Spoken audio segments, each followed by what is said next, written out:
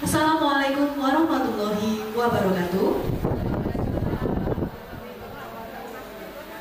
Selamat siang dan salam sejahtera untuk kita semua. Selamat siang. Tabipun Ngalingpuro. Ya ampun. Yang terhormat Ibu Daniel Rahmat selaku Kepala UPTD Satuan Pendidikan SD Negeri 1 Gunung Madu. Yang kami hormati Ibu Bapak calon guru penggerak angkatan ke-11. Yang kami hormati Ibu Bapak Dewan Guru SD Negeri 1 Gunung Madu.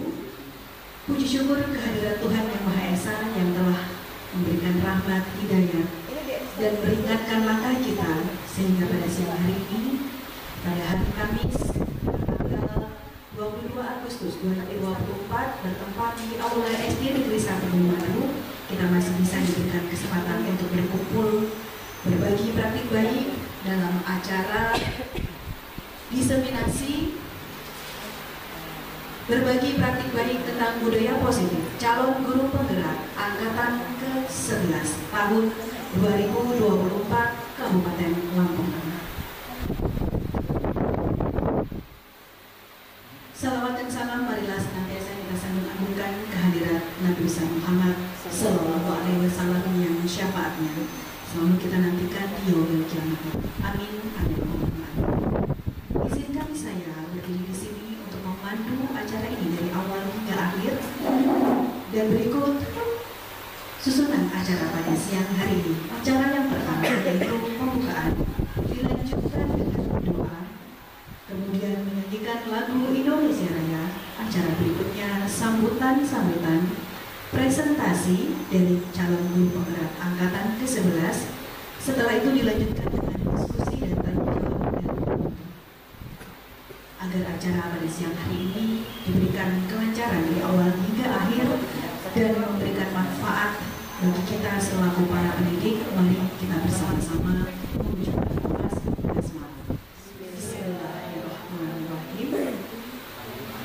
Acara berikutnya yaitu doa yang akan diimami oleh Bapak Sulistiono SPD. Kepada Bapak Sulistiono, silakan.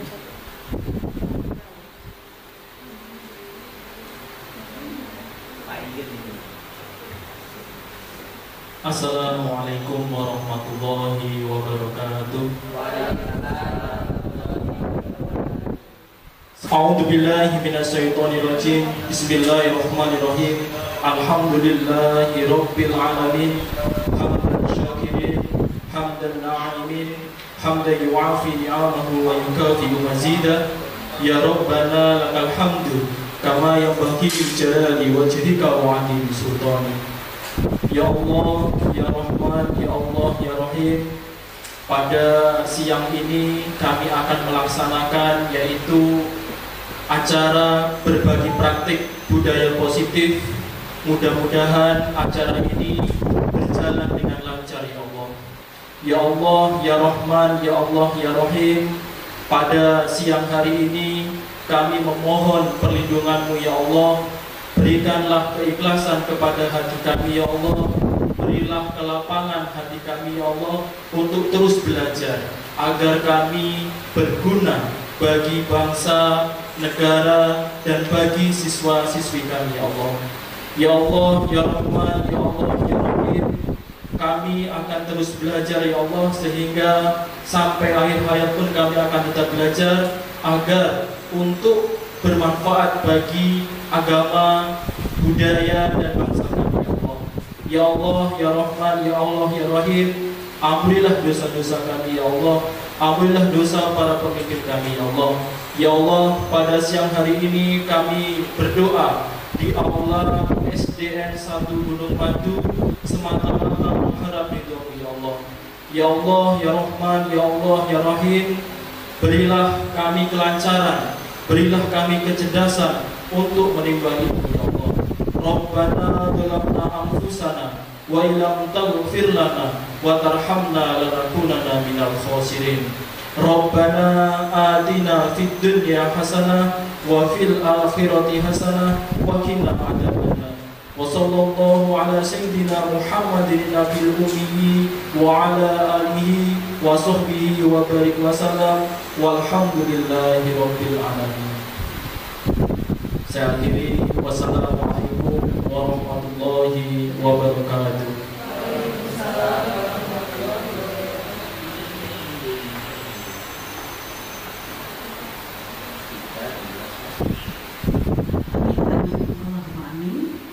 Berikutnya adalah menyanyikan lagu kebangsaan Indonesia Raya. Hadirin dimohon berdiri.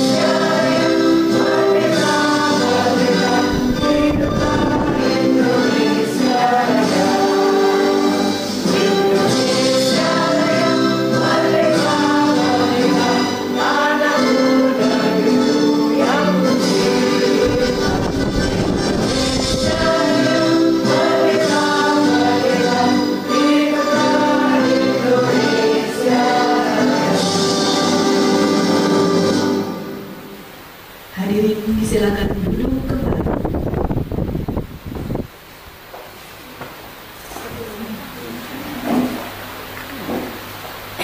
Menuju ke acara berikutnya, yaitu sambutan. Sambutan yang pertama akan disampaikan oleh Ibu Nadine Rawati selaku Kepala UPTD Satuan Pendidikan SD Negeri 1 Gunung Madu. Kepada Ibu Nadine disilakan.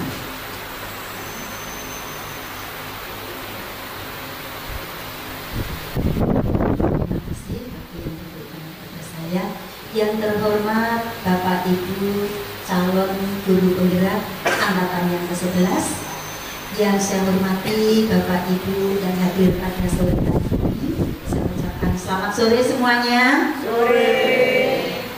Puji syukur marilah kita panjatkan kehadirat Tuhan yang Maha Kuasa atas kasih dan ridhonya pada saat siang hari ini kita diperkenankan hadir di Aula SD Negeri 1 Gunung Madu dalam keadaan sehat walafiat dalam acara mengikuti berbagi praktek baik implementasi budaya positif sebagai langkah perwujudan karakter profil pelajar Pancasila oleh calon guru penggerak angkatan yang ke-11.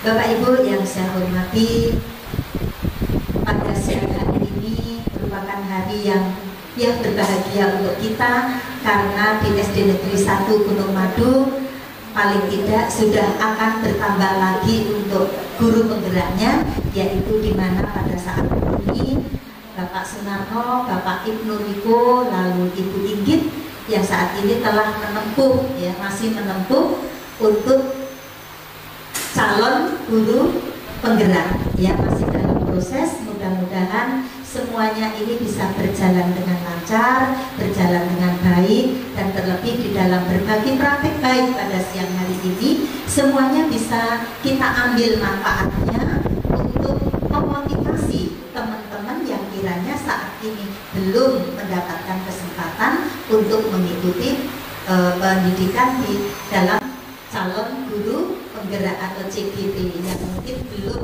ada kesempatan. Mudah-mudahan dengan berbagi praktek baik budaya positif dari Bapak Ibu calon guru penggerak angkatan yang ke-11 ini bisa memotivasi teman-teman yang lainnya.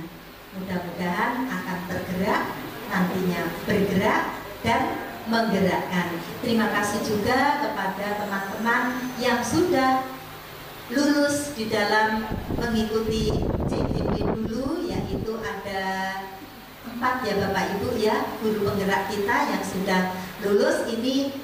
Terima kasih sudah bisa menggerakkan antara lain 3 sahabat kita, rekan kerja kita yang saat ini telah ya berhasil untuk menempuh meski masih dalam proses. Mudah-mudahan seselesainya nanti Bapak Ibu yang CGP angkatan ke-11 ini akan menyusul untuk teman-teman angkatan yang ke-12, mungkin begitu ya. Untuk angkatan ke-12 mudah-mudahan bisa menggerakkan teman-teman yang lain, karena ini juga hasil menggerakkan ya, hasil dari menggerakkan dari guru penggerak yang tergabung. Terima kasih kepada Bapak Ibu-ibu atau Bapak Ibu nih yang penggerak yang pertama. Ibu-ibu semua ya, waduh nih bapaknya mana nih, mudah-mudahan nyusul lagi ya, karena ini di sini sudah ada 2 bapak yang luar biasa ya. Mudah-mudahan di angkatan berikutnya ada Pak Kardi, ada Pak Rio. Oh, Pak Kardi sudah nggak bisa ya, karena Pak Kardi sebentar lagi sudah lulus ya di dalam menjadi bapak guru ya Pak ya. Mungkin yang lain ya, bapak-bapak yang lain mudah-mudahan masih ada kesempatan, mudah-mudahan bisa mengikuti jejak dari sahabat-sahabat kita, rekan-rekan kita untuk memajukan pendidikan melalui guru. Mungkin tidak banyak yang dapat saya sampaikan pada siang hari ini. Bapak Ibu sekali lagi selamat kepada Bu Inggit, Pak Ibnu Riko, Bapak Sunarno yang telah menjalani proses di dalam menuju sebagai guru penggerak. Tetap semangat ya, mudah-mudahan sukses dan teman-teman kita juga termotivasi. Salam guru penggerak, tergerak, bergerak, menggerakkan. Tepuk tangan untuk kita semuanya. Terima kasih. Waktu saya selanjutnya saya kembalikan kepada Miss Indah.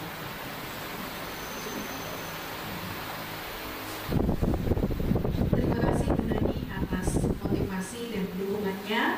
Semoga setelah ini untuk rekan-rekan ibu bapak guru ada yang menyusul kami untuk tetap bergerak dan menggerakkan, dan selanjutnya tetap masih mau dan bisa berbagi praktik baik antar sesama kita, berkolaborasi sesama pendidik dan juga bisa mendidik.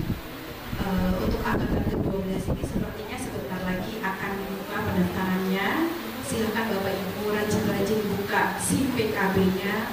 Siapa tahu Bapak Ibu adalah salah satu sasaran untuk bisa menjadi calon guru penggerak di angkatan yang ke-12 ini. Karena yakinlah melalui pendidikan guru penggerak itu kita sebagai pendidik akan lebih merasa bahwa kita untuk terus belajar dan belajar, karena seorang pendidik itu adalah pembelajar sejati. Betul ya Ibu Bapak, seperti itu ya, karena tugas kita adalah mendidik, maka waktu belajar kita itu sepanjang hayat. Terima kasih sekali lagi untuk Ibu Bapak yang sudah ada di depan kita, 3 orang Ibu Bapak guru calon guru penggerak. Terus semangat, waktu belajarnya masih ada beberapa bulan lagi, dan semoga semangatnya tidak berhenti di akhir pendidikan guru penggerak saja, justru akan lebih termotivasi lagi, dipicu lagi semangatnya untuk bergerak dan menggerakkan rekan-rekan lainnya. Berikutnya langsung saja kita akan memasuki acara inti pada kegiatan siang hari ini, yaitu diseminasi atau sharing session tentang berbagi praktik baik budaya positif yang akan disampaikan oleh ketiga calon guru penggerak angkatan ke-11 dari Kabupaten Lombok Tengah, yaitu Ibu Inggit Dwi Nur Anggita Presti, Bapak Muhammad Riko, dan Bapak Sunarno SDG. Waktu presentasi dan diseminasi kami silakan kepada Ibu Bapak, monggo bisa diatur masing-masing Ibu Bapak yang berdiri. Kami mohon kepada Ibu Bapak yang hadir pada siang hari ini juga untuk dapat aktif dalam mengikuti sharing session ini karena nanti setelah ini akan ada sesi tanya jawab. Jadi saya harapkan akan ada pertanyaan dan juga terlibat dalam sebuah diskusi kolaborasi sehingga selesai dari kegiatan ini kita betul-betul bisa mendapatkan satu hal yang bisa kita bawa ke dalam kelas kita masing-masing ataupun di sekolah kita. Baik, langsung saja akan saya serahkan kepada Pak Enrico. Pada Pak Ibu, silakan Pak Ibu. Terima kasih Miss Linda atas waktunya. Terima kasih juga atas ketersediaannya untuk melakukan kegiatan destinasi pada hari ini. Saya akan menjelaskan yang pertama dalam kebutuhan dasar manusia. Yang paling utama dan paling penting bagi kita manusia yaitu adalah kebutuhan untuk bertahan hidup. Nah, untuk itu saya akan menjelaskan tentang kebutuhan bertahan hidup yang tidak sama. Kebutuhan hidup yaitu termasuk survival atau kegiatan kita setiap hari, baik makan, minum, tidur itu adalah kebutuhan pokok yang harus kita penuhi. Dan baik kita sebagai guru ataupun sebagai siswa, kita juga memiliki kebutuhan untuk bertahan hidup. Jadi di abad ke-21 ini kita dituntut untuk belajar dan belajar supaya kita menjadi manusia yang tidak tertinggal. Di sini kami menyampaikan materi bukan karena kami bisa, tapi mungkin karena kami sudah lebih dulu diberitahu, jadi bisa memberitahu Bapak Ibu sekalian. Jadi di sini kami pun masih belajar untuk bertahan hidup tersebut. Jadi kita perlu meningkatkan terus kompetensi diri kita agar anak didik yang kita didik ini nantinya akan menjadi manusia seperti ini. Menurut filosofi Ki Hajar Dewantara, bahwa kita itu harus mendidik anak seperti menanam pohon. Jadi menanam pohon itu atau menanam tanaman itu tidak sama. Seperti menanam padi, menanam jagung, membutuhkan waktu yang berbeda-beda. Jadi sekali lagi sebagai guru kita tidak boleh menyamakan anak-anak karena pada dasarnya anak itu memiliki kepribadian dan kebutuhan yang berbeda-beda. Untuk kebutuhan yang kedua, next Pak. Kebutuhan yang kedua adalah cinta dan kasih sayang. Oke, silakan.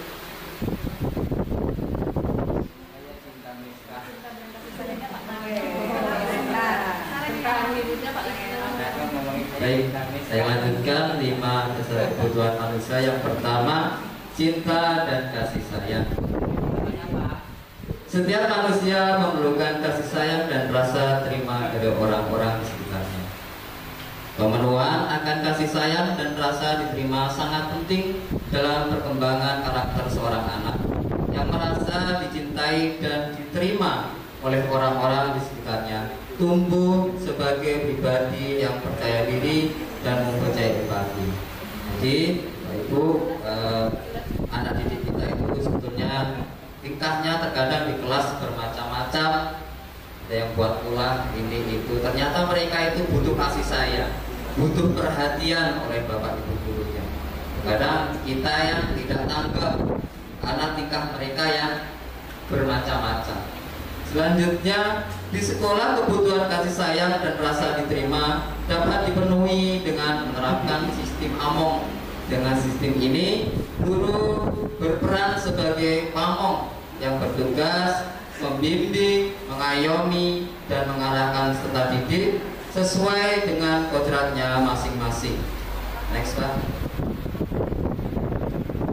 Sistem AMONG adalah sistem pembelajaran yang diperakasai oleh Ki Hajar Dewantara. Yang pertama yaitu ing ngarsa ing tulodo, di depan menjadi contoh yang atau teladan. Jadi seorang guru tentunya akan menjadi contoh untuk anak didiknya dalam hal apapun, dari kita berpakaian dan kita berperilaku, dalam kita berbicara tentunya akan dicontoh oleh anak didik kita. Yang kedua, ing matya mawon karsa di tengah memberikan semangat. Tentunya kita sebagai bapak ibu guru tidak bosan-bosan kita memberikan semangat support kepada anak-anak kita yang tentunya mereka itu mempunyai bakat dan minat yang berbeda-beda. Tergantung kitanya bisa memilih dan memilahnya. Ternyata anak ini mempunyai bakat si A, mempunyai bakat B dan C. Kalau kita tangani dengan benar, insya Allah akan membawa prestasi mereka lebih baik. Yang ketiga, Tuturi Handayani di belakang memberikan dorongan dan arahan. Tidak kurang-kurangnya, yang ketiga ini kita dorong, kita semangati hingga mereka menemukan cita-cita yang mereka inginkan. Next, Pak. Kebebasan.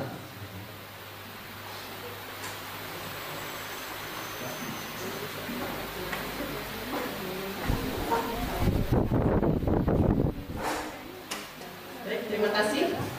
Masih semangat Bapak Ibu? Biar nggak ngantuk, ini jam-jam rawan ya. Kita tepuk semangat dulu. Coba tepuk semangatnya agak beda dikit. Jadi nanti saya contohkan dulu. Misalkan saya mengatakan seperti ini. Tepuk semangat.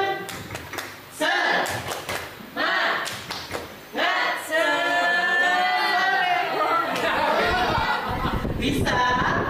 Jadi agak beda dikit, ya. Mulai ya. 1, 2, 3. Tepuk semangat.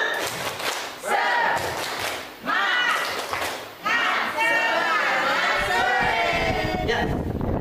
Oke, saya akan lanjutkan dari pemaparan selanjutnya. Tadi adalah tentang kebebasan. Kebebasan menurut William Glasser membedakan kebutuhan akan kebebasan menjadi dua kategori, yakni kebebasan dari rasa sakit dan kebebasan memilih. Kebebasan dari rasa sakit yaitu mencakup segala hal yang dapat membuat peserta didik menderita secara fisik maupun psikologis. Kebutuhan tadi setelah kebutuhan rasa cinta dan kasih sayang diterima, ini berikutnya adalah kebebasan. Pada dasarnya setiap anak yang mempunyai permasalahan di sekolah, jadi kan banyak anak-anak kita yang kita hadapi memunculkan masalah setiap harinya, itu mungkin ada beberapa kebutuhan dasar yang mereka kurang dapatkan di lingkungan rumah, sehingga mereka memunculkan satu tindakan sebagai bentuk protes pada dirinya yang kurang mendapatkan kebutuhan dasar tersebut. Salah satunya itu bagian dari kebutuhan dasar kebebasan. Nah, menurut William Glasser, kebebasan seperti itu ada dua kebutuhan yang menjadi dua kategori dalam kebebasan. Jadi kebebasan dari rasa sakit dan kebebasan memilih. Mungkin di rumah mereka kurang diapresiasi dari pendapat yang mereka punya terhadap keluarganya, sehingga mereka munculkan protes itu di dalam sekolah.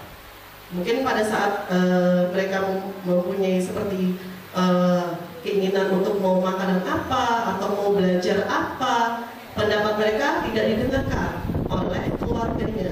Apa yang mereka sukai, saya sukanya menggambar, seperti contoh, misalkan seperti itu. Tetapi orang tuanya ingin anak ini pintar dalam akademiknya di bidang matematika, sehingga orang tuanya mempush di bagian untuk berhitung yang harus dikuasai. Dan mungkin seperti ini anak untuk bagian kebutuhan dasar kebebasannya tidak dilihat. Jadi mungkin kebutuhan kebebasannya menjadi salah satu penyebab anak itu memunculkan sikap negatif yang ada di sekolah. Oke, berikutnya. Oh, kesenangan.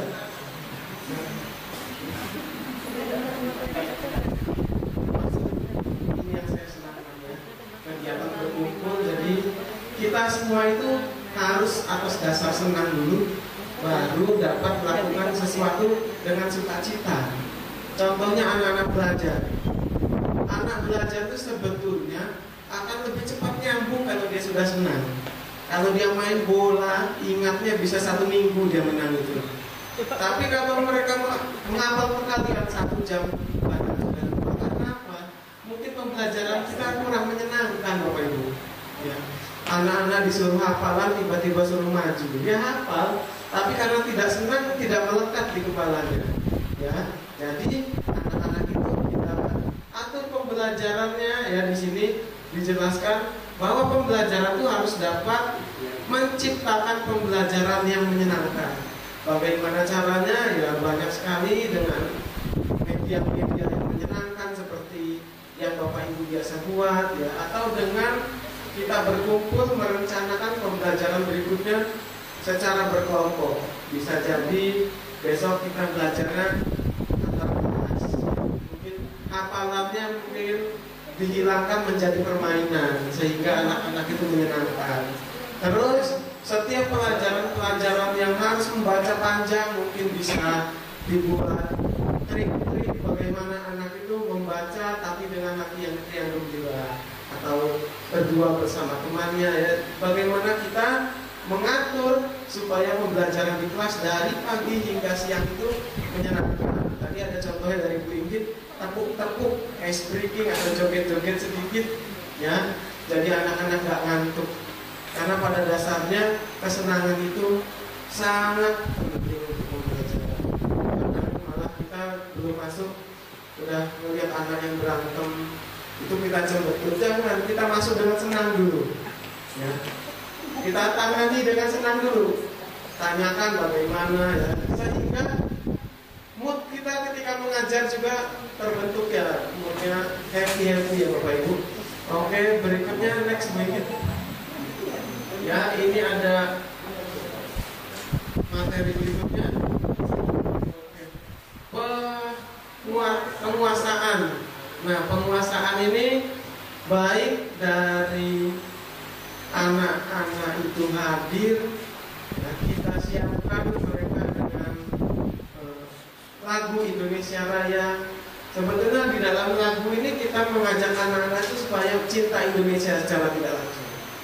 Yang kedua, pasti kita meminta anak berdoa. Kalau berdoa ini sudah menjadi kebiasaan kita ya, budaya positif. Jadi semua kelas pasti berdoa dan menyanyikan lagu. Kadang ada yang Indonesia Raya tadi, ada yang mungkin besok depannya akan ada lagu daerah yang bisa divariasi lagi. Kita menguasai kelas bagaimana cita-cita kita itu dapat tercapai, cita-cita pembelajaran kita. Misalnya kita punya misi anak-anak ke depan, saya inginkan cinta budaya Lampung ya. Kita mungkin bisa menyisipkan di awal atau di akhir pembelajaran. Dan kita ingin anak itu supaya bisa mengerti kegunaan dari telinga. Nah, ini kemarin agak sulit memang menjelaskan tentang sesuatu yang tidak dapat dilihat ya. Nah, telinga di bagian luar itu ada daun telinga ya Pak, di dalamnya ada gendang telinga. Nah, mereka membayangkan kayak apa sih Pak gendangnya? Apa kayak yang dipukul-pukul ketika ada pasar malam itu Pak? Nah, ya kita membayangkan anak-anak itu memberikan contoh konkret. Nah, seperti itu kita menguasai kelas. Oh, jadi bentuknya salurannya seperti apa ya? Atau bentuk mata, sesuatu yang tidak dapat dilihat itu sebetulnya abstrak. Anak kita, kalau kita katakan, apakah paham anak-anak? Mungkin jawaban mereka saya yakin paham, tapi bayangan mereka nggak ada.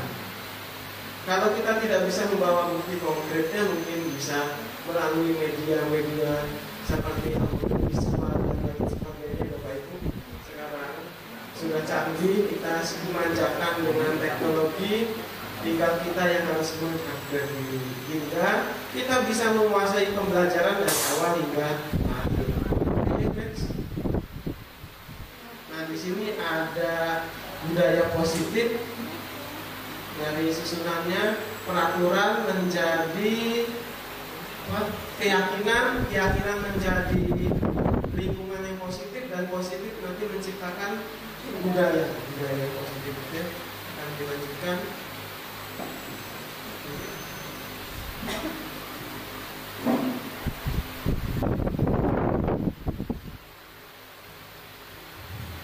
Ya.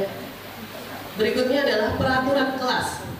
Peraturan kelas adalah seperangkat aturan dan pedoman yang ditetapkan oleh guru dan harus dipatuhi oleh seluruh siswa.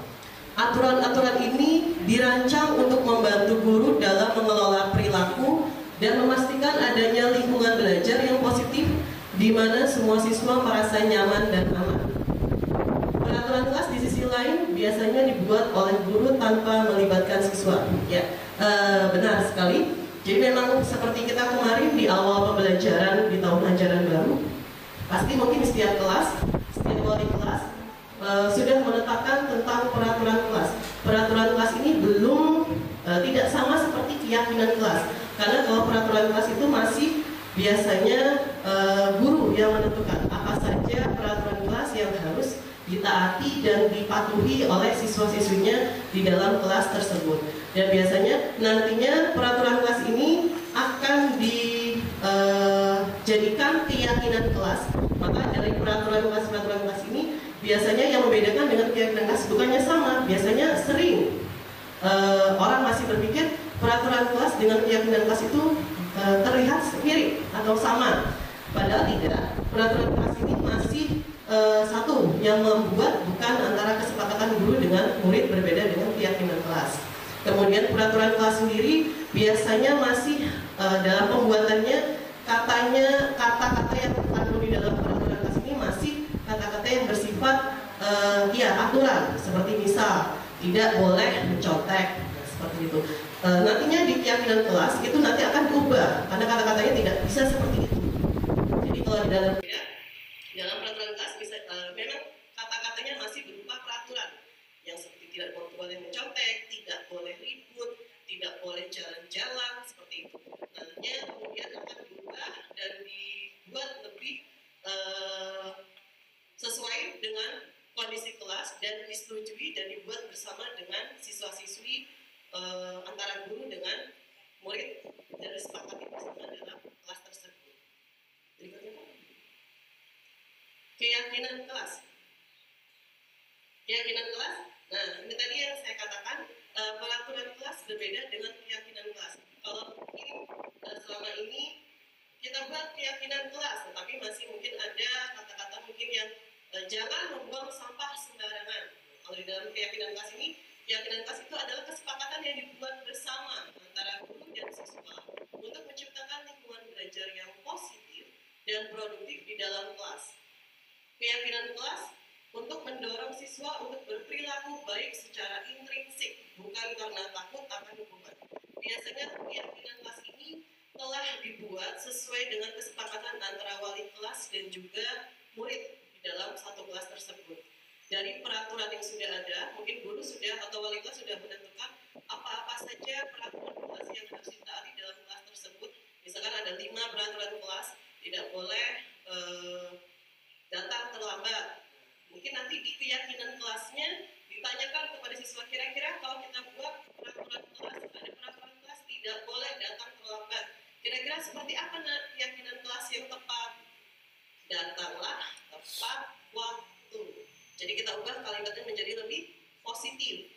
Yang tadinya tidak boleh datang terlambat, maka kata tidak kita buang, kemudian kita jadikan kalimat yang lebih positif menjadi datanglah tepat waktu, seperti itu. Dan ya, yang lain sebagainya. Ada kata jangan, misalkan jangan membuang sampah sembarangan. Ada peraturan seperti itu. Maka kata jangannya kita buang, kita gantikan menjadi apa? Buanglah sampah pada tempatnya. Jadi dari peraturan-peraturan kelas yang sudah ditentukan oleh wali kelas, kemudian ditanyakan kembali atau diberikan kembali ke kelas tersebut, ditanyakan kepada murid-muridnya, kira-kira dari peraturan kelas yang sudah ada, jika kita buat menjadi keyakinan kelas kita, maka akan menjadi bagaimana? Jadi dibuat satu persatu dari peraturan yang sudah ada, kita buat keyakinan kelas disesuaikan dengan peraturan yang masih ada, disepakati bersama. Kalimat-kalimat yang negatif dalam peraturan kelas kita ubah menjadi kalimat yang lebih positif.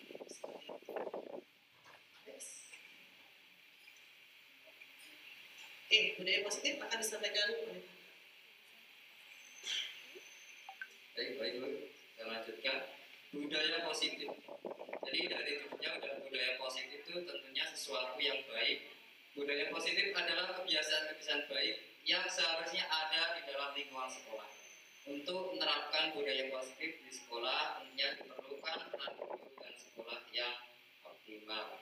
Jadi budaya positif itu alhamdulillah di sekolah kita sudah sering kita laksanakan, kita praktekkan Di pelajaran agama sendiri, anak-anak saya terapkan yaitu sholat duha sebelum dimulainya pembelajaran. Agar apa? Anak-anak terbiasa dengan melakukan hal baik. Awalnya anak-anak dipaksa dan akhirnya jadi terbiasa. Nggak hanya itu aja, jadi sesuatu yang lain seperti membuang sampah, terus piket dalam kelas, ketika pulang membersihkan sampah laci yang berserakan. Sebelum meninggalkan kelas, maka kelas harus terlebih dahulu bersih. Sehingga sekolah akan mencetak anak-anak yang berakhlak dan berbudi pekerti yang mencintai lingkungan. Tidak hanya akhlaknya yang baik, perilakunya yang baik, tapi harus mencintai lingkungannya. Jadi tidak hanya perilakunya yang baik, tapi ketika ada kotoran, ada sampah, mereka tidak membuangnya. Artinya tidak sesuai dengan apa yang dicita-citakannya. Yang pertama, melaksanakan tata tertib. Jadi anak-anak harus mematuhi tata tertib yang ada di dalam sekolahan, yaitu seperti hingga tadi, yaitu berangkat tepat waktu, mengerjakan PR, mengerjakan tugas, membawa peralatan sholat, dan lain sebagainya. Cinta kebersihan lingkungan itu sudah pasti kita terapkan dan tidak bosan-bosan juga Bapak Ibu gurunya setiap upacara beritahu kepada anak didiknya bahwa sampah harus tetap bersih, dan mungkin menjadi PR sampah kita ini belum tertangani dengan baik. Maksudnya gimana caranya sampah plastik itu kita bisa olah menjadi suatu kerajinan. Yang ketiga, kejujuran, religius, peduli, toleransi, dan kejiwaan manusiawi. Mudah-mudahan dengan budaya positif tertanam di dalam jiwa anak-anak, anak-anak akan menjadi anak-anak yang berjiwa nasionalisme. Saya lanjutkan tentang teori motivasi, yaitu ada 3. Motivasi itu ada motivasi yang pertama untuk menghindari hukuman. Yang kedua, motivasinya untuk mendapatkan imbalan. Yang ketiga, untuk menghargai diri sendiri. Jadi dari ketiga motivasi ini nanti kita akan tentukan motivasi mana yang sangat baik. Motivasi yang pertama, menghindari hukuman, itu mungkin hanya dia ingin mentaati peraturan. Dan yang pertama ini, ya, anak-anak sebagian takut datang terlambat itu bukan karena takut ketinggalan pelajaran, tapi karena takut diberikan hukuman oleh kelas. Tugas kita ke depan adalah merubah mindset anak yang dari takut datang terlambat itu takut dihukum menjadi sadar diri, dan mereka akan datang tepat waktu untuk mendapatkan sekolahan. Jadi perubahan pola pikir ini yang harus kita terapkan kepada anak-anak dengan cara memberikan pengertian. Nah, jika kamu terlambat, maka kamu akan ketinggalan doa. Di mana doa itu sangat penting. Tanpa adanya doa, ya, ilmu akan sulit masuk.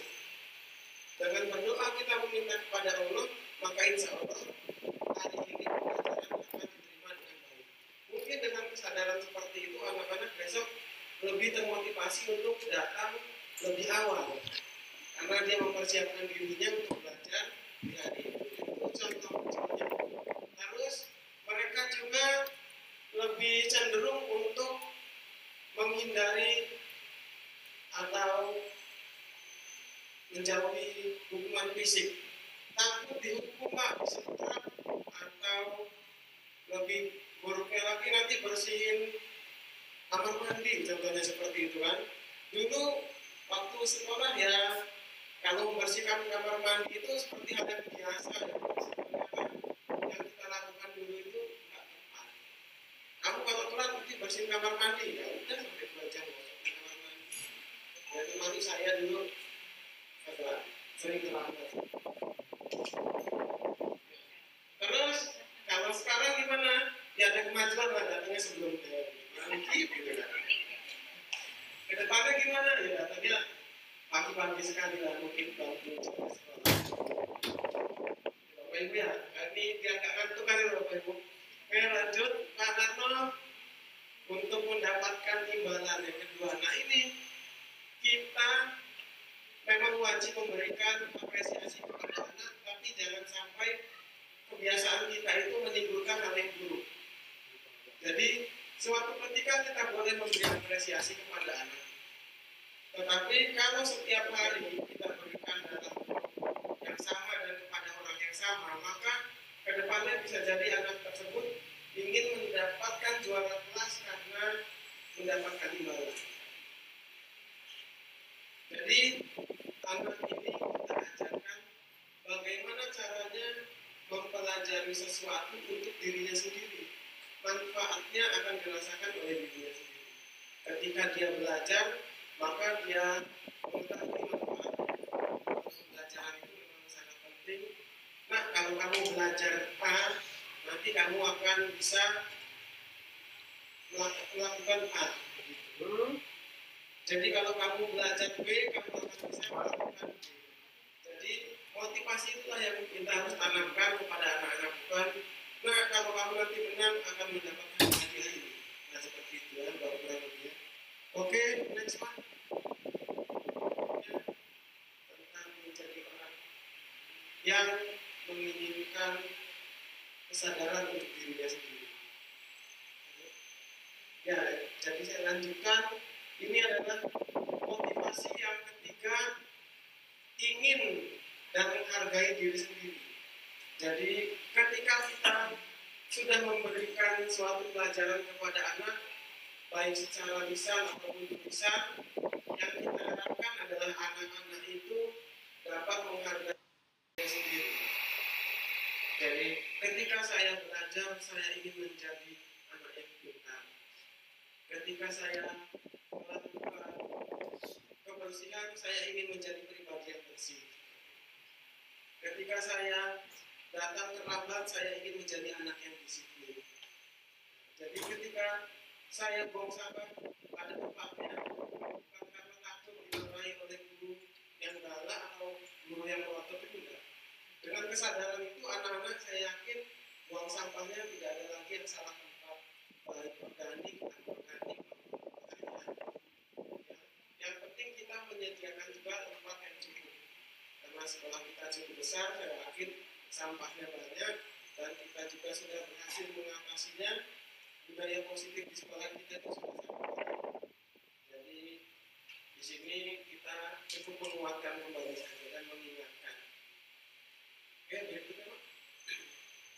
5 posisi kontrol kita sebagai guru akan dilakukan atau dijelaskan oleh ini. Baik, untuk 5 posisi kontrol seorang guru, di sini mungkin Bapak Ibu sudah pernah mendapatkan dari penjelasan yang sebelumnya, jadi saya hanya menambahkan saja dan sekaligus mengulang kembali supaya tetap terreview, tetap ingat begitu saja ya. Untuk 5 posisi kontrol, ada 5 posisi kontrol yang biasanya sering atau mungkin pernah kita lakukan di dalam kelas saat menghadapi permasalahan yang muncul dari murid-murid kita. Yang pertama adalah posisi penghukum. Kemudian yang kedua, posisi membuat orang merasa bersalah. Posisi yang ketiga adalah posisi sebagai teman. Yang keempat ini adalah posisi sebagai pemantau, dan yang terakhir adalah posisi sebagai manajer. Untuk yang pertama, next. Untuk posisi kontrol yang pertama sebagai penghukum. Mungkin Bapak Ibu, saya sendiri juga mungkin pernah, bahkan murid saya sampai kalau mungkin melihat saya aja, Bu Ingrid ada yang berantem, biarin, nanti ya teman sama Bu Ingrid yang malah dikubur, sampai mungkin itu terngiang. Jadi ya saya mungkin hanya ya terusin saja. Jadi mungkin kata-kata sudah sampai mereka mengingat sendiri hanya melihat saya seperti itu. Jadi saya juga pernah melakukan posisi kontrol sebagai penghukum, sampai mungkin anak-anak saya mengingat seperti itu ya Pak Bu ya. Jadi memang posisi kontrol sebagai penghukum ini kalau di zaman yang sebelumnya memang mungkin sangat efektif mungkin untuk mengendalikan tingkah laku murid-murid kita, tetapi ternyata semua itu kurang tepat.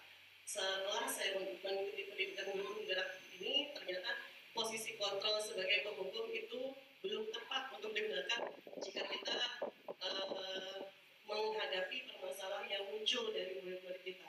Posisi kontrol sebagai penghukum ini bisa sebagai contoh, misalkan, awas kamu ya, jika tidak mengerjakan PR. Jadi memang seperti ada ancaman. Guru tersebut memberikan ancaman. Begitu juga dengan yang saya lakukan waktu dulu. Kemudian ada posisi kontrol, contohnya seperti menghakimi, menunjuk, membentak, dan berkacang pinggang. Kemudian bentuk hukuman verbal dan fisik, jadi tidak hanya posisi kontrol tidak hanya sebagai kata-kata saja, mungkin yang berupa posisi kontrol untuk yang memberikan hukuman fisik, kamu nggak jangan lari 10 kali lapangan. Nah, itu juga termasuk penghukum, Bapak Ibu. Kemudian biasanya efek yang ditimbulkan jika kita menindak murid yang muncul masalah dalam kelas kita menindaknya dengan posisi kontrol penghukum, maka biasanya efek samping yang timbul itu adalah murid akan memberontak dan menjadi pendendam.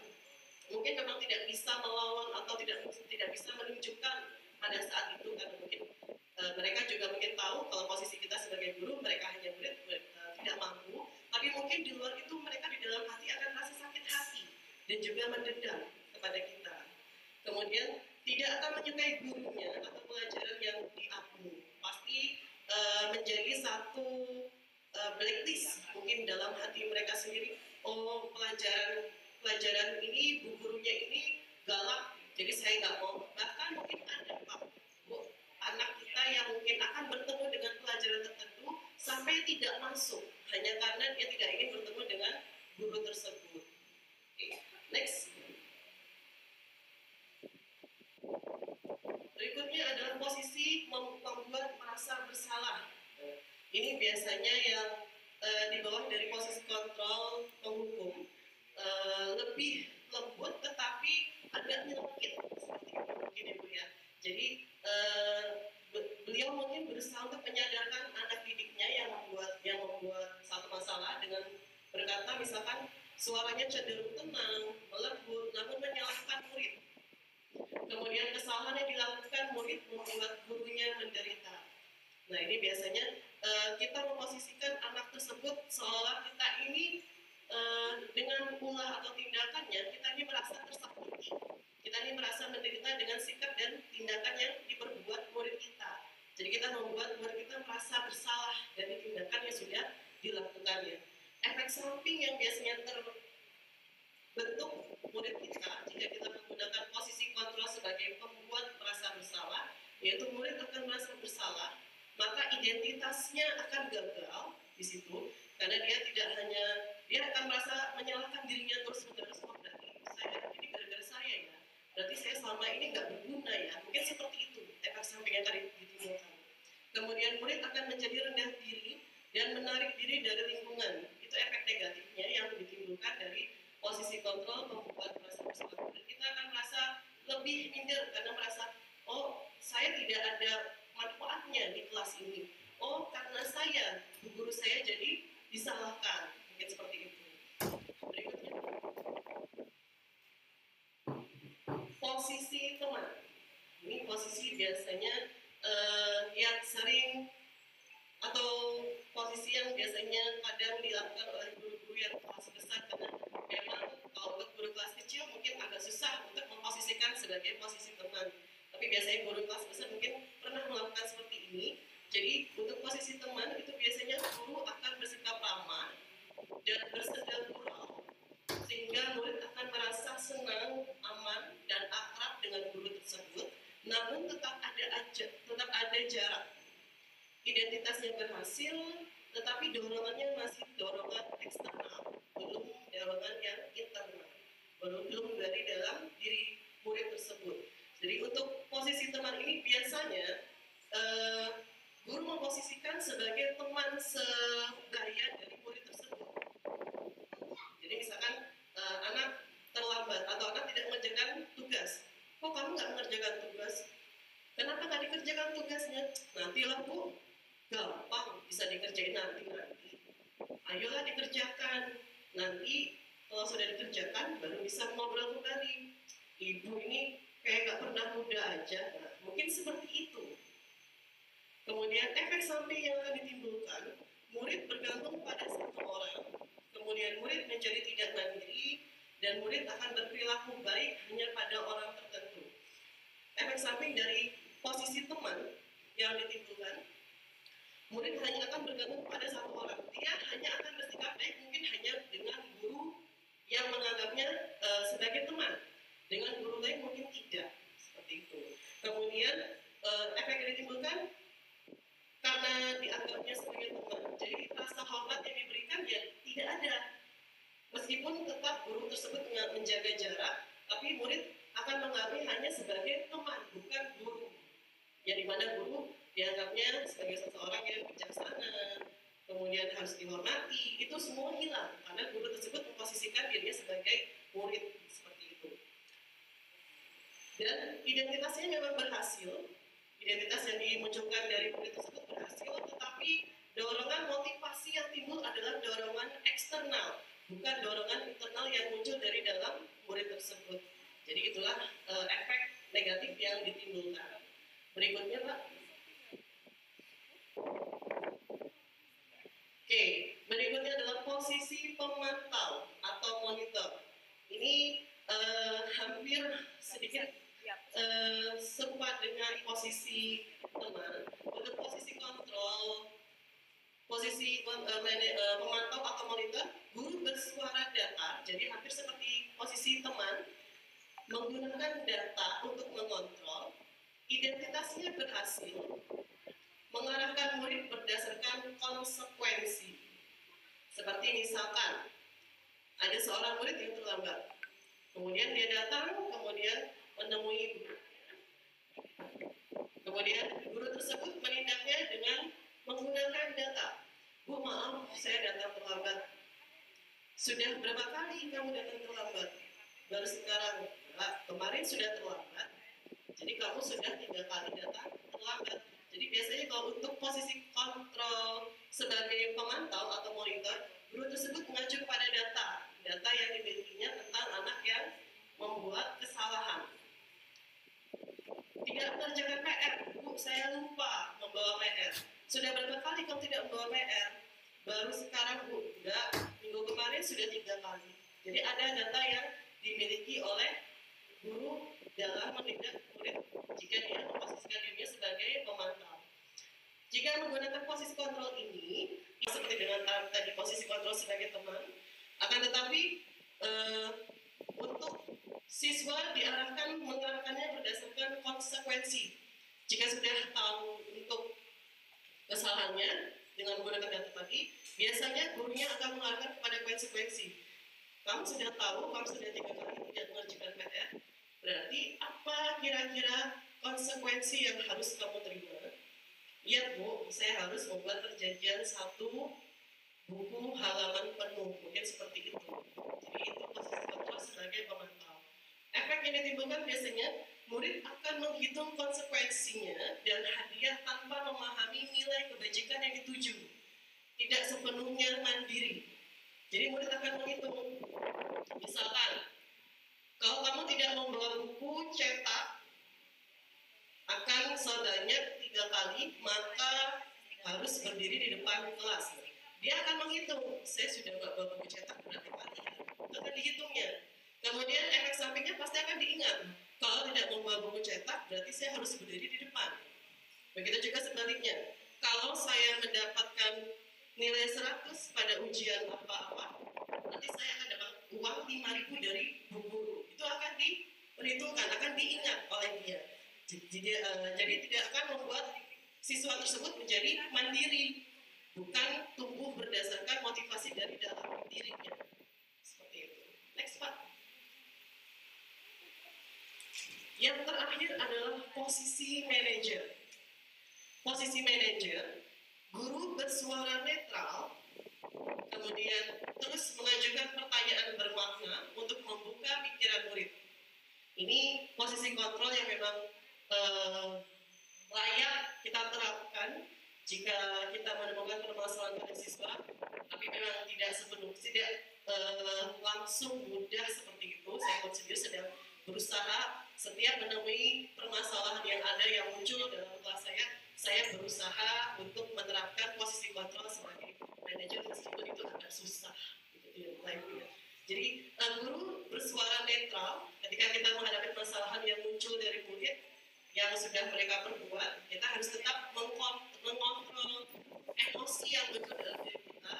Jadi kita tetap harus bersuara netral, kemudian mengajukan pertanyaan yang bermakna dengan menggunakan segitiga restitusi dalam mengupayakan solusi yang untuk ditemukan dalam permasalahan tersebut. Kemudian ada suara kipas di sini. Untuk membuka pikiran murid, kita menggunakan pertanyaan bermakna untuk dengan tujuan membuka pikiran murid menyadari apa kesalahan yang sudah mereka perbuat, seperti itu. Kemudian guru membimbing murid untuk memecahkan masalahnya sendiri. Nantinya setelah kita memberikan pertanyaan bermakna, yang pertama dengan memberikan validasi identitas diri mereka, kemudian setelah itu memvalidasi tindakan apa yang salah yang sudah diperbuat oleh murid-murid kita. Terakhir baru kita memberikan kesepakatan supaya mereka bisa menentukan solusi yang mereka dapat atau solusi yang bisa mereka pecahkan dari permasalahan yang mereka timbulkan. Jadi mereka melakukan kesalahan, mereka sendiri yang menemukan solusinya. Seperti itu. Efek yang muncul jika penerapan posisi manajer ini diterapkan, murid akan menjadi mandiri, kemudian percaya diri dan dapat memecahkan masalahnya sendiri. Dan motivasi yang muncul adalah motivasi intrinsik, yaitu motivasi yang muncul dari dalam diri murid tersebut sendiri. Dengan melakukan atau menerapkan posisi manajer, maka murid kita akan lebih mandiri. Kita hanya mengarahkan. Memang tugasnya guru hanyalah menuntun saja. Selebihnya biarkan murid itu yang berproses. Jadi kita hanya menuntun murid-murid kita untuk dapat menyadari. Yang pertama setelah kita memvalidasi identitas mereka dulu, kemudian kita buat mereka menyadari apa kesalahan yang sudah saya buat, apa permasalahan yang saya timbulkan. Setelah mereka sadar dengan kesalahan yang mereka buat, baru kita arahkan kembali supaya mereka bisa menemukan solusi dengan menanyakan keyakinan kelas atau kesepakatan kelas. Kesepakatan kelas apa yang sudah dibuat di kelas dan mereka belum menunjukkan kesepakatan kelas tersebut. Gitu. Berikutnya Pak.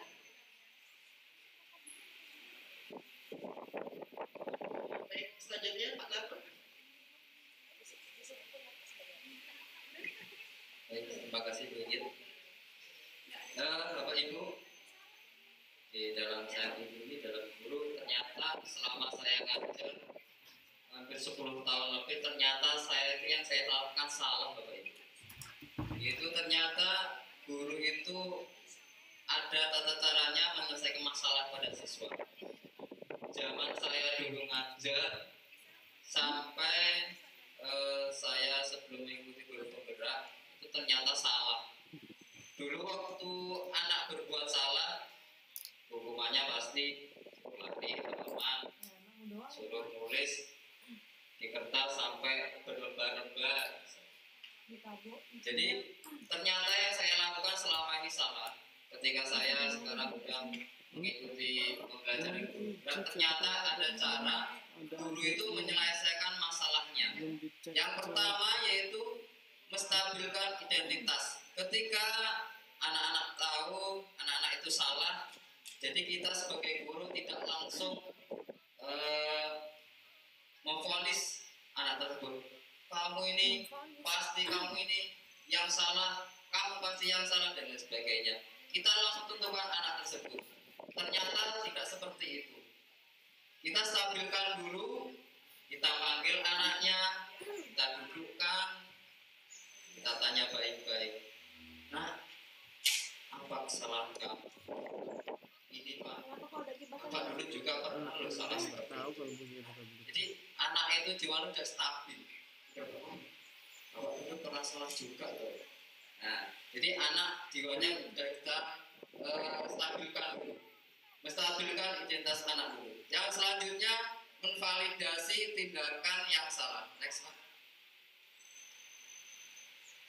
Segitiga restitusi, yaitu adalah salah satu cara proses dialog yang dijalankan oleh guru atau orang tua agar dapat menghasilkan murid yang mandiri dan bertanggung jawab. Next, Pak.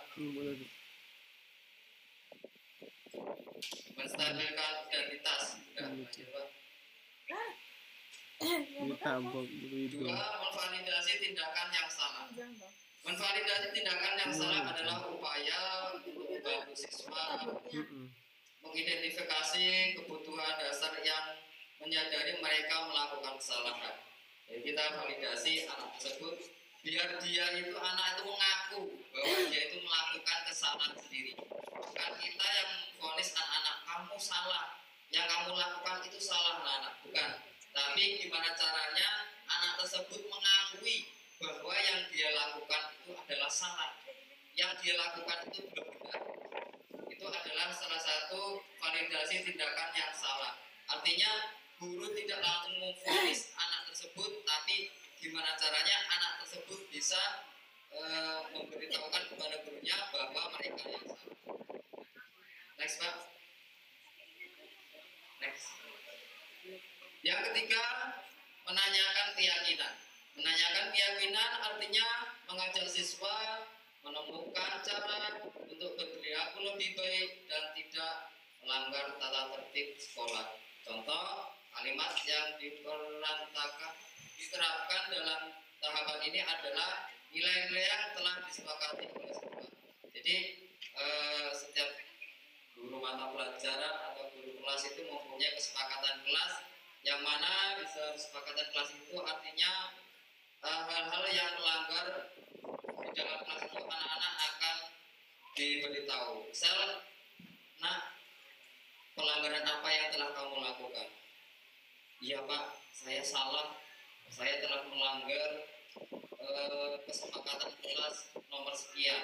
Jadi anak-anak tahu dengan kesepakatan kelasnya. Artinya anak-anak tahu melanggar bahwa dia melanggar kesepakatan kelas.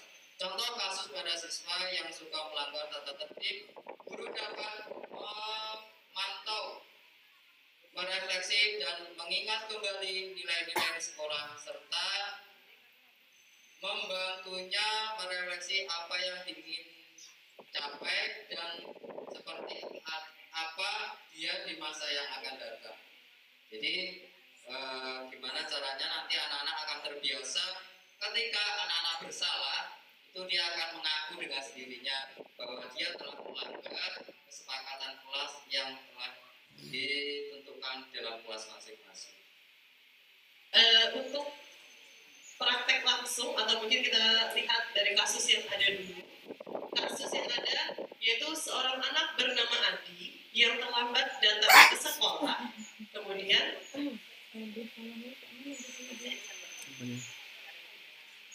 Ibu Dani pada saat itu sedang menjelaskan pelajaran bahasa Inggris di papan tulis. Namun beliau memperhatikan bahwa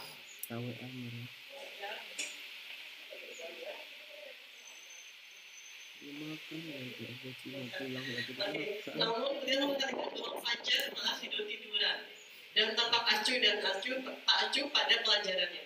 Kemudian Ibu Dani mengatakan, Fajar coba jawab pertanyaan nomor 3. Kemudian maju ke depan dan kerjakan di papan tulis. Fajar pun tampak malas-malasan maju ke depan, dan sesampai di depan papan tulis pun Fajar hanya diam terpaku sambil memegang buku bahasa Inggrisnya dan memainkan spidol di tangannya. Ayo Fajar, makanya jangan tidur-tiduran. Lain kali perhatikan. Sudah sana, duduk kembali. Kira-kira siapa yang bisa? Fajar pun kembali duduk di bangkunya. Hal seperti ini sudah sering kali terjadi pada Fajar, seperti tidak memperhatikan dan acuh tak acuh, sehingga nilai-nilainya pun tidak terlalu baik untuk pelajaran bahasa Inggris. Pada saat ditegur oleh Bu Dani, Fajar hanya menjawab, tidak tahu Bu. Ibu Dani pun menjawab diri, gimana kamu Fajar? Kamu tidak kasihan sama ibu ya? Ibu sudah capek-capek mengajar kamu. Tidak kasihan sama ibu. Dan Fajar pun diam membisu. Kira-kira posisi kontrol apa yang diterapkan oleh Ibu Dani dalam kasus Fajar ini? Adakah Bapak Ibu yang kira-kira bisa menebak? Membuat rasa bersalah. Membuat rasa bersalah. Ada lagi? Tidak berbeda? penghukum dan pembuat rasa bersalah. Oke. Next, Pak. Dari kasus Fajar yang ada, Fajar tidur-tiduran dan tampak acuh tak acuh saat pelajaran bahasa Inggris. Kemudian Ibu Dani memperhatikan Fajar tidur-tiduran dan kemudian Ibu Dani meminta Fajar untuk ke depan untuk menjawab soal. Sesampainya di depan, Fajar hanya diam terpaku. Ibu Dani mengatakan, "Ayo Fajar, makanya jangan tidur-tiduran. Lain kali perhatikan. Nilai Fajar tidak terlalu bagus untuk mata pelajaran bahasa Inggris." Ibu Dani mencoba untuk mengambil empati dan rasa bersalah Fajar. Maka untuk posisi kontrol dari analisis studi kasus Fajar ini yang tepat adalah posisi kontrol mengambil empati dan rasa bersalah adalah berarti membuat rasa bersalah. Jadi Ibu Dani memposisikan sebagai membuat rasa bersalah dan mengupayakan Fajar untuk merasa bersalah atas tindakan yang diperbuatnya. Oke, next Pak. Posisi kontrol yang diambil oleh Ibu Dani dalam pendekatannya kepada Fajar tadi kita sudah jawab bersama, yaitu membuat rasa bersalah. Kemudian dari tindakan yang dilakukan oleh Fajar, kebutuhan apa yang diperlukan oleh Fajar, kebutuhan dasar apa? Tadi kita pelajari atau kita bahas ada 5 kebutuhan dasar.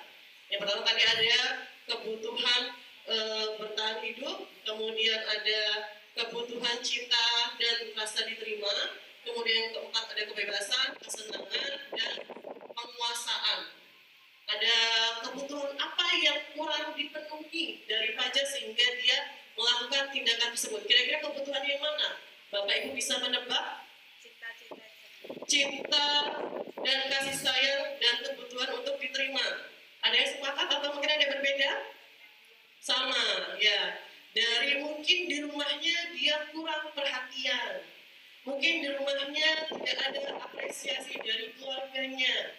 Sehingga dia di sekolah mencari perhatian dari bapak ibu guru yang mengajarnya. Mungkin seperti itu. Yang ketiga, bila mana Ibu Dani mengambil posisi pemantau, apa yang akan dilakukan atau dikatakan olehnya tadi adalah posisi kontrol sebagai pembuat rasa bersalah. Namun jika Bu Dani memposisikan dirinya sebagai pemantau, posisi pemantau, kira-kira bagaimana kata-kata yang akan disampaikan oleh Ibu Dani? Ada yang tahu Bapak Ibu? Pemantau. Kira-kira kata-kata apa yang akan diucapkan oleh Ibu Dani jika dia memposisikan dirinya sebagai pemantau? Tadi kan kita menebaknya atau menganalisis adalah posisinya sebagai pembuat rasa bersalah. Karena Ibu Dani mencari empati dan mencari membuat bersalah Fajar. Tetapi jika di sini posisi kontrolnya ada sebagai pemantau, kira-kira kata-kata apa yang diucapkan oleh Ibu Dani dalam menghadapi Fajar? Ada yang mungkin bisa apa peraturan yang sudah pernah dibuat di kelas? Peraturan apa yang sudah pernah dibuat di kelas? Nih, ada yang lain? Bu Aida mengatakan peraturan apa yang sudah dibuat di kelas Fajar? Mungkin seperti itu. Adakah yang lain?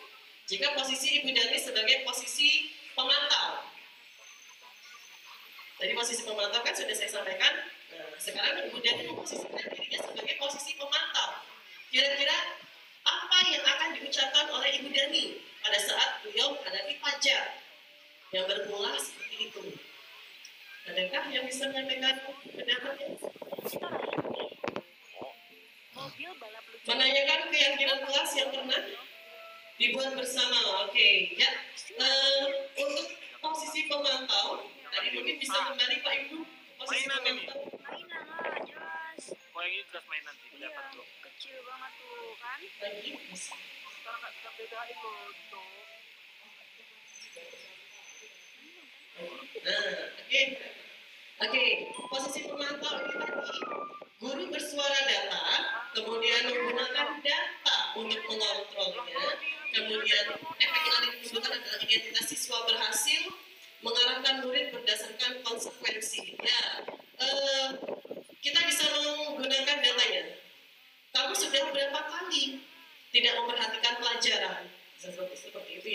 Sudah berapa pelajaran, sudah berapa pertemuan kamu tidak pernah memperhatikan pelajaran bahasa Inggris yang Ibu Dani berikan? Oke, seperti itu bisa. Kemudian benar tadi menggunakan berdasarkan konsekuensi. Kesepakatan kelas apa yang sudah kita buat dan kamu melanggarnya? Mungkin ya tidak memperhatikan pelajaran, Bu tidak akan menjawab seperti itu. Kemudian apa konsekuensi dari tindakan yang sudah kamu langgar? Dia akan menyebutkan, ya Bu, saya tidak akan mengulanginya. Atau mungkin, ya Bu, saya berjanji tidak akan mengulang kembali. Seperti itu. Oke, lanjut Pak. Ke bagian tadi, kasus. Ya. Kemudian ke yang terakhir, pertanyaan terakhir. Apabila Anda adalah kepala sekolah di sekolah fajar dan mengetahui hal ini, bagaimana tindak lanjut Anda? Misalkan kita sebagai guru seperti itu. Nah, kemudian ada laporan dari wali kelas tentang tindakan fajar yang seperti ini. Kira-kira apa tindakan kita sebagai kepala sekolah? Apa yang akan kita lakukan sebagai kepala sekolah jika menemukan atau mendapat aduan dari wali kelas tentang siswanya yang berperilaku seperti ini?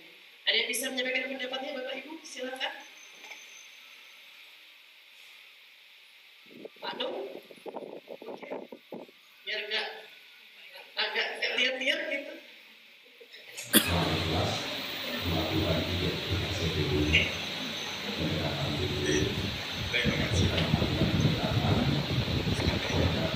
Siswa dari mengamalkan mungkin pendekatan juga dengan orang tua untuk melihat pengalaman apa yang dialami si Abjad tadi di rumah. Jangan sampai nanti tindakan yang kita lakukan kurang tepat karena hanya melihat yang terjadi di sekolah atau melihat yang terjadi di rumah. Terima kasih Pak Nur. Baik, terima kasih Pak Nur.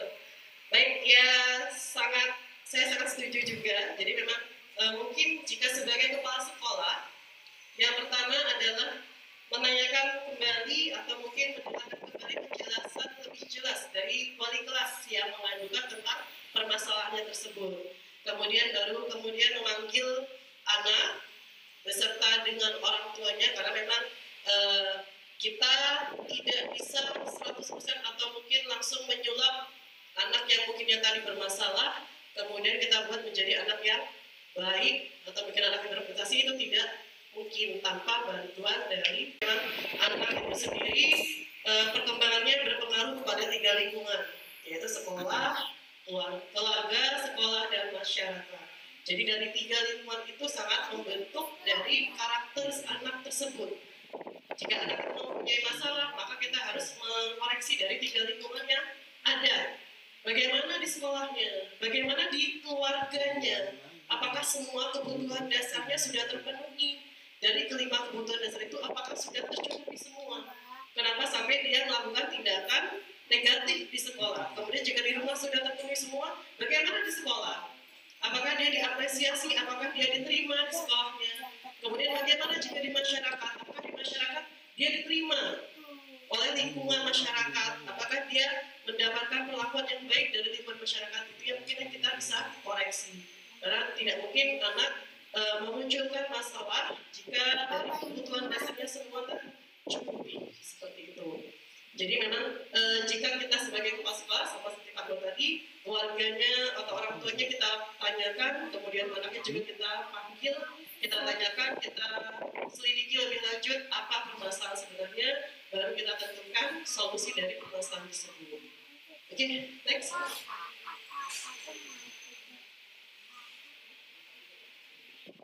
Oke, baik. Sekian dari kami untuk hasil dari presentasi yang mungkin bisa kami berikan. Satu hal mungkin yang bisa saya tambahkan, untuk keseluruhan dari penjelasan kami, dari segi 3 diskusi, kemudian dari teori motivasi, kemudian kebutuhan dasar manusia, dan juga 5 posisi kontrol yang ada, semua itu jika kita terapkan dengan tepat, maka kita bisa menangani segala permasalahan yang ada pada siswa-siswi kita. segitiga restitusi ini tidak bisa kita terapkan pada siswa kita yang memiliki kebutuhan khusus atau dengan kata lain ABK. Karena segitiga restitusi ini bisa diterapkan hanya untuk siswa yang melanggar peraturan atau melanggar kesepakatan sekolah atau kelas yang sudah dibuat, bukan dengan siswa yang memiliki kebutuhan khusus. Karena kalau siswa yang memiliki kebutuhan khusus itu dia bukan melanggar, tapi memang dia butuh untuk penanganan dari seorang ahli profesional atau mungkin psikolog. Seperti itu. Sekian, itu saja yang bisa kami sampaikan, kurang lebihnya. Kita menyilakan Ibu Bapak jika ingin bertanya atau mungkin akan menyampaikan beberapa pendapat atau opini terkait dengan pastinya peningkatan untuk pendidikan di sekolah kita. Jadi Ibu Bapak biar tidak ngantuk ya, karena siang sudah mulai ini wayang-wayangnya atau waktunya memang istirahat. Oke, Bu Mutiara, boleh. Terima kasih Bu Srinda. Selamat sore Bapak Ibu CDP. Jangan ada. Boleh berdiri Bu. Terima kasih untuk pemaparan materi yang sudah sangat luar biasa dari Bapak Ibu CDP Angkatan 11 dari SD 1 Gunung Madu. Saya ingin bertanya sekaligus sharing. Bapak Ibu, tentu kita sudah pernah melewati fase sebagai murid dan sekarang kita sedang menjalani fase sebagai guru. Kalau saya flashback, dulu saya itu belajar, guru saya itu tak pernah lepas dari penggaris dan nota. Kita tidak hafal perkalian aja, wow, ya kan ya? Sampai habis. Yes. Sampai pada saat saya dulu waktu istri saya masih ingat betul, undang-undang itu sampai hafal, menteri-menteri itu sampai hafal, bahkan sampai pejabat yang di Lampung dari camat, dari semua itu sampai hafal. Dengan metode guru yang dulu, yang pasti jauh dari kesenangan, jauh dari kasih sayang, jauh dari kebebasan seperti itu. Nah, kita sekarang bandingkan pada saat kita sebagai guru, kita melihat anak didik kita yang sekarang, anak didik kita jujur, kalau untuk tepuk-tepuk pintar, untuk nyanyi-nyanyi oke, breaking apapun yes, gitu kan. Pada saat dilakukan itu oke, mereka akan senang pada saat itu. Tapi ternyata program yang dihasilkan itu sangat jauh berbeda dengan pada saat kita dahulu. Nah, yang ingin saya tanyakan dari Bapak Ibu CDP Angkatan 11, menurut sudut pandang sebagai siswa dan sudut pandang sebagai seorang guru, dengan tidak melihat kebaikan atau keburukan kurikulum yang berlaku, menurut Bapak Ibu, apakah metode di zaman dahulu itu masih efektif untuk dilakukan? Kemudian yang kedua, pertanyaannya, apabila sistem yang sekarang ini terus berlanjut, artinya pembelajaran itu harus senang, guru harus bisa menjadi seorang teman. Kira-kira produk pendidikan kita 5 tahun ke depan itu imajiner Bapak Ibu seperti apa? Jadi itu bisa menjadi refleksi bagi kita semua juga sebagai guru.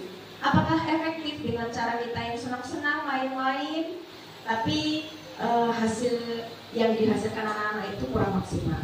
Atau bisa kita menerapkan metode di zaman dahulu dengan artian lebih diktator ya, lebih ke arah militer kalau orang zaman dahulu bilang. Seperti itu masih bisa diterapkan atau kita memang harus mengikuti tapi dengan hasil yang seperti itu. Terima kasih Bapak Ibu, mohon bisa sharing supaya kita juga bisa berkembang. Artinya pola pikir kita berkembang. Bukan hanya guru yang mengikuti zaman harus begini, tapi kita tidak memperhatikan produk yang kita hasilkan. Terima kasih. Wassalamualaikum warahmatullahi wabarakatuh. Baik, terima kasih Bu Mutiara. Mungkin kita kasih tepuk tangan dulu ya untuk dua pertanyaan dari Bu Mutiara. Tadi langsung dua sekaligus. Berikutnya berarti tinggal satu pertanyaan lagi dari Ibu Bapak yang mungkin bisa disampaikan. Ada lagi mau bertanya Bu Bapak? Oke, Bu Aida, boleh silakan Bu Aida berdiri. Terima kasih atas waktu kasih Bapak Ibu CGP Angkatan 11, Pak Ibnu, Pak Narno dan Bu Inggit atas materinya yang luar biasa. Ini di sini saya mau sedikit sharing ya mengenai budaya positif yang sudah dilakukan di sekolah kita.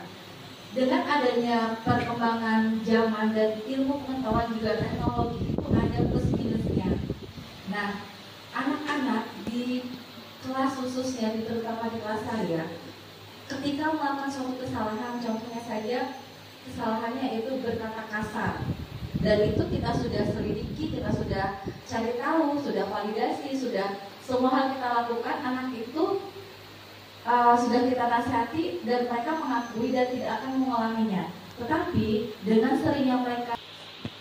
Baik, terima kasih Bu Aida. Jadi kalau bisa saya rangkum, intinya adalah apa treatment yang bisa membuat peserta didik kita itu menjadi kapok atau jerah tidak melakukan sesuatu hal yang dianggap melanggar keyakinan atau kesepakatan kelas, begitu ya Bu ya. Nah, karena sudah ada 3, saya serahkan kepada Ibu Bapak CGP untuk menjawab. Yang pertama dari Ibu Mutiara dan yang kedua juga ya, dan yang ketiga dari Ibu Aida. Silakan Ibu Bapak yang mau menjawab. Oke. Baik, terima kasih. Sebenarnya saya mau menjawab dari senior saya, jadi agak gimana gitu ya. Mungkin hanya sharing.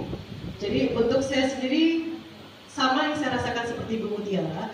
Saya pribadi sendiri mungkin kalau tidak dengan kekerasan pada saat dulu saya kecil, dengan didikan ayah saya, mungkin sampai sekarang pun saya tidak akan hafal perkalian.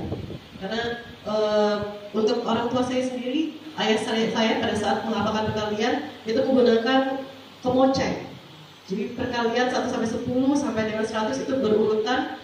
Padahal mendengarkannya mungkin ayah saya juga sambil terkantuk-kantuk Bapak Ibu. Tapi tetap saja kupingnya tetap terpasang. Jadi kalau saya salah langsung terpukul betis saya ini. Jadi memang itu, dan saya rasa kalau tidak dengan begitu mungkin sekarang saya juga tidak akan hafal perkalian begitu.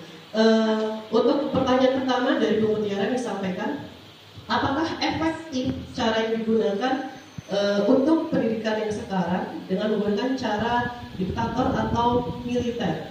Saya pribadi, sesi pertama akan kami buka 3 pertanyaan, dan pertanyaan akan dikumpulkan terlebih dahulu, baru setelah itu akan dijawab oleh Ibu Bapak calon guru penggerak. Baik, untuk sesi pertama saya akan buka untuk pertanyaan yang pertama, atau mungkin ada sesuatu hal yang ingin disampaikan juga, silakan. Dari yang sebelah kanan mungkin ibu-ibu, Bu Asna, Bu Tanjung, Bu Muti.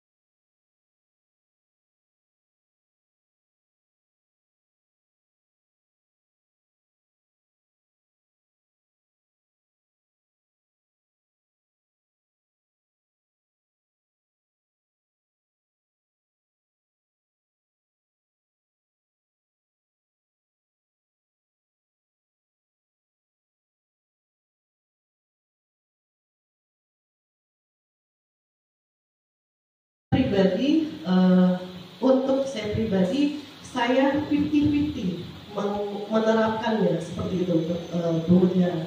Karena saya sendiri beruntung mendapatkan kelas yang bukan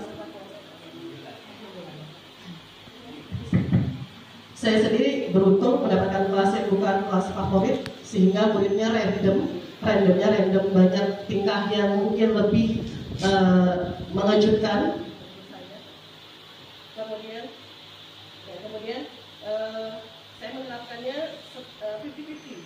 Jadi pada saat saya anggap anak tersebut masih bisa ditindak dengan cara apa metode yang bisa diterapkan seperti dalam pendidikan guru penggerak ini, menggunakan restitusi, kemudian menggunakan posisi kontrol yang tepat, posisi manajer, itu akan saya terapkan. Tetapi jika lebih sudah saya terapkan dibuat kembali, mungkin akan sekali saya terapkan dengan pendidikan yang menggunakan tindakan yang militer. Dengan ini saya tetap menerapkan dengan meminimalisir tindakan saya secara fisik. Saya menerapkan dengan konsekuensi, karena kalau dalam konsekuensi ini di dalam pendidikan guru penggerak pasti diperbolehkan. Karena konsekuensi itu berbeda dengan sanksi. Konsekuensi itu lebih kepada hukuman tindakan yang diperbolehkan untuk membuat siswa merasa sadar akan kesalahan dirinya. Berbeda dengan sanksi. Sanksi itu lebih kepada hukuman fisik, membersihkan WC, kemudian lari keliling lapangan, itu lebih ke hukuman fisik. Saya menerapkannya setengah-setengah di antaranya seperti itu. Jadi jika masih saya bisa terapkan dengan tindakan, saya terapkan berikan restitusi terlebih dahulu, kemudian saya terapkan posisi kontrol sebagai manajer. Jika itu efektif, maka saya rasa cukup. Tetapi jika memang anak tersebut masih mengulang beberapa kali, maka saya berikan.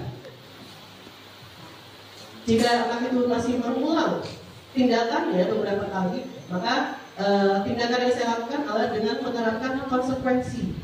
Konsekuensi yang saya berikan, saya memilihnya konsekuensi yang mendidik, mungkin seperti itu. Untuk pertanyaan yang kedua tadi, itu sudah menjawab Ibu ya.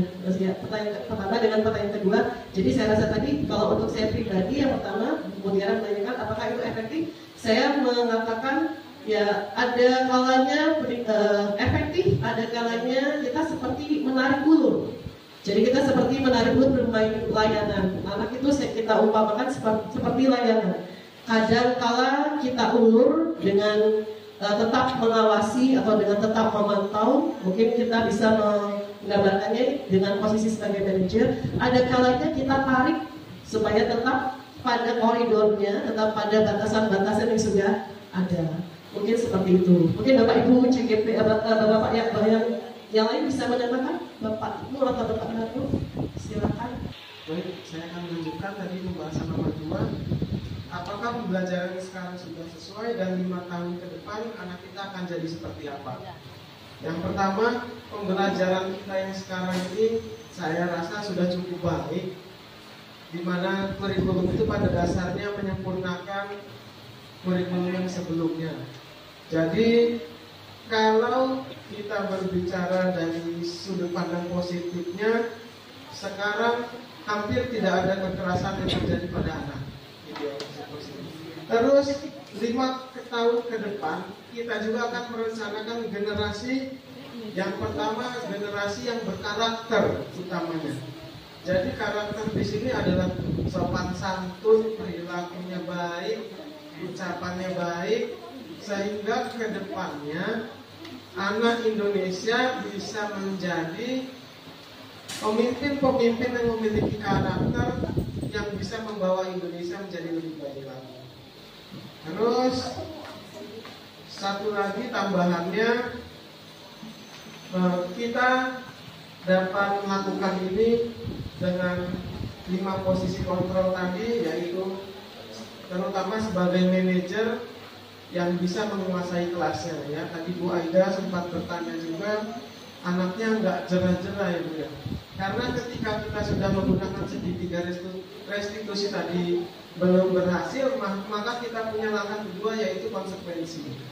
Konsekuensi itu sudah disepakati oleh baik guru, murid, dan wali murid. Jadi kedepannya tidak ada lagi protes anak saya dikasih PR terlalu banyak, diberikan tugas atau pulang terlambat, ya karena orang tua sudah mengetahui konsekuensinya.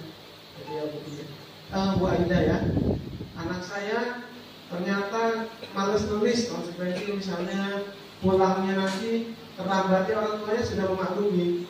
Oh, anak saya pulang terlambat berarti tadi nggak nulis. Tidak ada lagi kita sebagai guru disalahkan ya Bu. Jadi untuk segitiga restitusi tadi sudah baik. Kalau nggak berhasil kita kembali ke konsekuensi dan kesepakatan kelas. Untuk Bu Mutiara gimana Bu Mutiara pendapatnya? Jadi kalau ada teman yang ingin menanggapi masih dipersilahkan. Waktunya sudah lewat 11. Pak Narno menanggapi. Baik, terima kasih Pak Ibu. Saya menanggapi pertanyaan yang ketiga, yaitu Bu Aida tentang ketika melakukan kesalahan seperti berkata kasar ya anak-anak itu ya. Jadi sebetulnya anak-anak tersebut itu mencari alasan aja biar mendapat perhatian dari gurunya sebetulnya. Jadi yang pengalaman saya itu anak kita panggil ya, kita dudukkan, kita bicarakan, apa sih nak alasan kamu? Kok kamu bicara seperti itu? Terus selain kata-kata seperti itu, ada nggak kata-kata yang lebih baik lagi? Ada apa?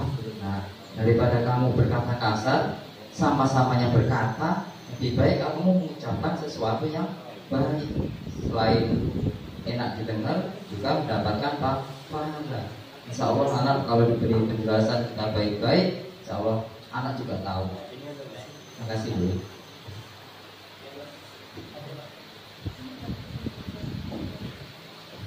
Baik, terima kasih Bu Yunit, Pak Ibnu dan Pak Sunarno. Ibu Bapak CGP cukup untuk sesi tanya jawab. Apakah sudah cukup Pak Ibnu, Pak Narno dan Bu Yunit? Bu Dani mungkin ada yang mau disampaikan? Oh cukup. Baik Ibu Bapak, karena sudah tersampaikan semua materi dari yang sudah dipelajari sejauh ini, mulai dari modul 11 sampai 14 oleh Ibu Bapak CGP angkatan ke-11 kita.